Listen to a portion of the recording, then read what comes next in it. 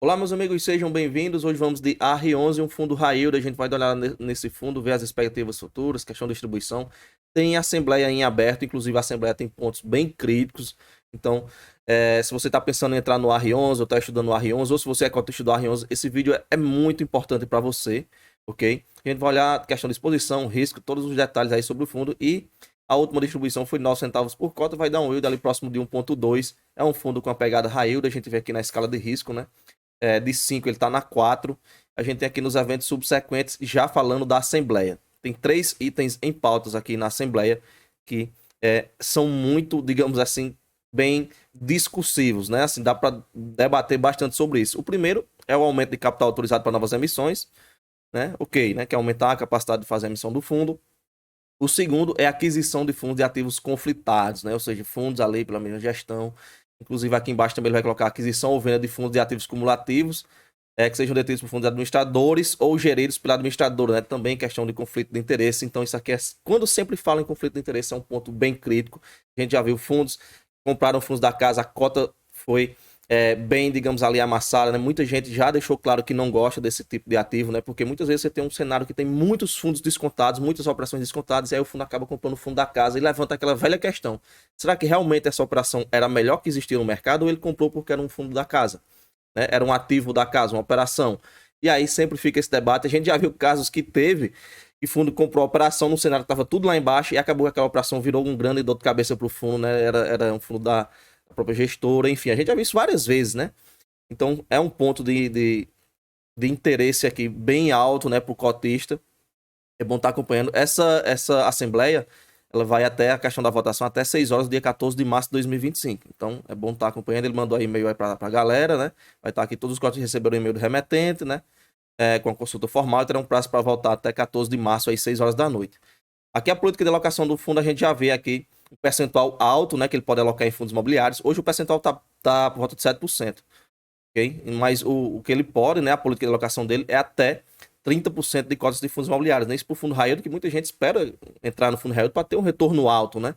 E aí, claro, essa questão dos FIIs, né, pode trazer um ganho de capital interessante, comprar uma cota baixa, vender a cota mais alta. Inclusive, a gente vai ver na DRE aqui, esse fundo faz muito questão de negociação. Inclusive, isso depende muito para manter esse patamar alto de distribuição do fundo. O caixa do ativo, a gente vai ver isso aqui no detalhe à frente. Aqui a gente vê os fundos da família, né, da Open Capital, né, e já entra a questão do conflito de interesse, porque ele já vai mostrar aqui o que é que ele tem, né, tem questão de risco, ok? Tem muito mercado no meio. Aqui é questão de entrar em contato, os últimos dividendos, como é que fica o dividend yield, pagamento base, a data, as últimas distribuições, pegando de agosto para cá, os últimos meses. Aqui a gente tem questão de dividend yield, pegando os últimos 12 meses aí, pegando mês a mês, né, pra gente ver. O maior de todos aí foi esse de janeiro, tanto a questão da distribuição, como principalmente a questão do deságio na cota. Apesar de que o deságio dele não é tão grande, né, se você levar em consideração a grande parte dos fundos, né, tá o P sobre VV de 0,92. A gente vê muitos fundos ali de 0,8.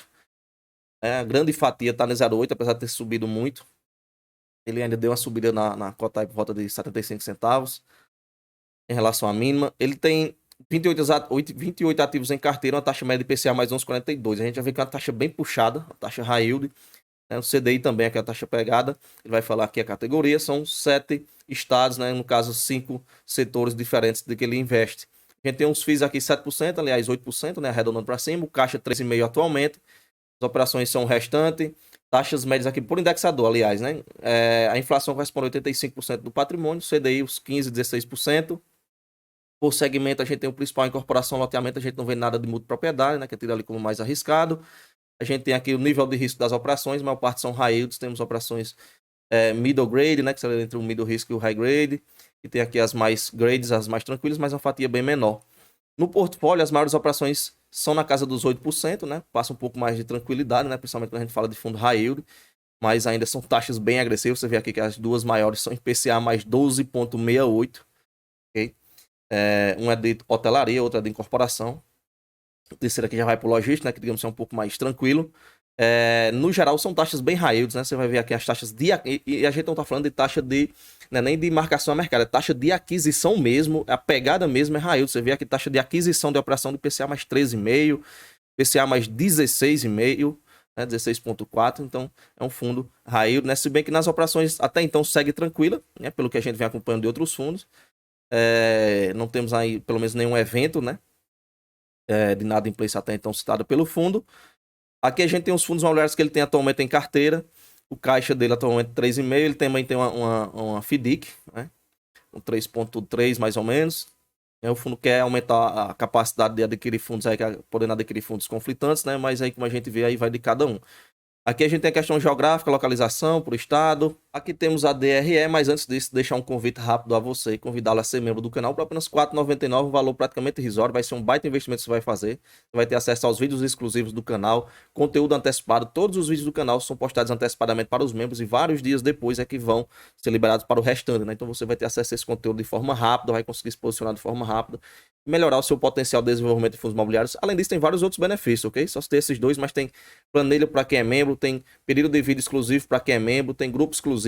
Vai ter o link na descrição do vídeo, você clica aí, vai diretamente para a página mostrar todos os benefícios e o botãozinho lá para você ser membro por apenas R$ 4,99. Às vezes também fica o botãozinho de seja membro embaixo, também dá certo. Se não tiver o botão, pode usar o link na descrição, ele sempre funciona em todas as plataformas. Pegando a DRE, a gente vê aqui de resultado que ele teve, já tirando as despesas, né, ele teve 2,3 milhões de reais.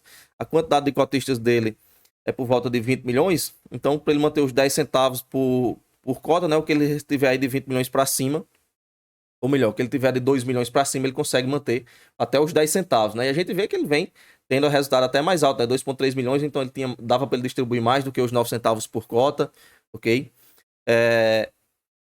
Dava até praticamente distribuir 10, né? Ele fazer reserva, mas ele vem distribuindo esse patamar dos 9, talvez vendo a questão do cenário macroeconômico. Então, esse patamar dos 9 centavos está bem tranquilo para ele distribuir. A gente até vê que de meses anteriores aqui teve um mês aqui que teve um resultado menor, mas aqui no geral os outros aqui chegam a compensar. Então, provavelmente o fundo deve ter uma reserva. Ele infelizmente não vai falar o quanto seria essa reserva, mas pelo menos o que a gente tem expectativa de inflação, né? Então, essa manutenção desses 9 centavos, ele deve, o palpite, né, que ele vai conseguir manter aí para os próximos meses, tendo em vista esses números. Um ponto crucial aqui para quem é cotista ou pensa em entrar no fundo, ou está estudando, enfim, essa questão dos ganhos de capital. Você vê que os ganhos de capitais aqui têm peso bem relevante no fundo, tá? Só teve esse mês aqui que ele não fez ganho de capital e esse mês aqui que foi um valor bem pequeno. E você vê que o resultado depende muito desse ganho de capital. Olha só, aqui foi para menos de 1 milhão, aqui foi para 1 milhão e 300. Ou seja, em momentos que o fundo ficar meio travado, não conseguir fazer ganho de capital, pode haver uma queda considerável nas distribuições. Inclusive, a gente já viu isso acontecer há anos atrás, ok? Ele teve uma queda bem considerável, ele vinha entregando um patamar bem alto de distribuição de uma hora para outra, que é o para 7 centavos. A galera se desesperou, mas foi porque não conseguiu fazer ganho de capital. Então, essas movimentações, a questão da compra e venda, é bem característica do fundo. Em algum momento, claro, quando você tem a queda de tudo, às vezes é uma oportunidade, ele pode comprar e depois fazer a venda à frente, né? Mas a gente vê que o impacto dela é muito grande, né? Você chega a ver aqui 1,4 milhões de receita de juros, ele teve aqui mais de 50% desse resultado, né? Que daria ali só com ganho de capital, né? Os 865, quase, aliás, mais de 50%, né? De um resultado equivalente de juros, ele tirou só com ganho de capital e isso, obviamente, sobe muito a distribuição. Aqui a gente tem as últimas distribuições, questão de rentabilidade, né? Ele é um fundo que não oscila muito, apesar de ser um fundo que não é tão grande, né? O patrimônio bem pequeno, o número de cotistas volta de 25 mil cotistas. Ele não tem oscilações muito fortes, né? Você vê a questão do gráfico, né? Se comparar com outros fundos, principalmente com fundos high yields, ele vem se mantendo bem estável, digamos assim. Aqui, quanto às negociações, os volumes de cotas dele negociado por mês, a liquidez dele é baixa, né? Até pela quantidade pequena de cotistas, menos de 400 mil reais negociados por dia. E aqui a gente já entra no detalhamento das operações, né? Lembrando, é um fundo high yield, é um fundo que vem bem estável, né? Apesar dessas quedas, mas a gente compara que ele não tem queda tão grande como outros fundos. Também tem essa dependência dos ganhos de capitais, né? Mas isso mostra, por outro lado, né, a questão da gestão ativa, né? Tá conseguindo sempre fazer esses ganhos de capitais em momentos oportunos. Questão dos riscos também a gente já viu aqui nas taxas, né? E é um fundo com uma pegada bem mais high yield. Beleza? Novamente convido você a ser membro, R$ 4,99, valor irrisório. Você vai estar incentivando muito aqui a produção de mais vídeos no canal. Beleza? O link vai estar na descrição do vídeo. A gente se vê no próximo e valeu!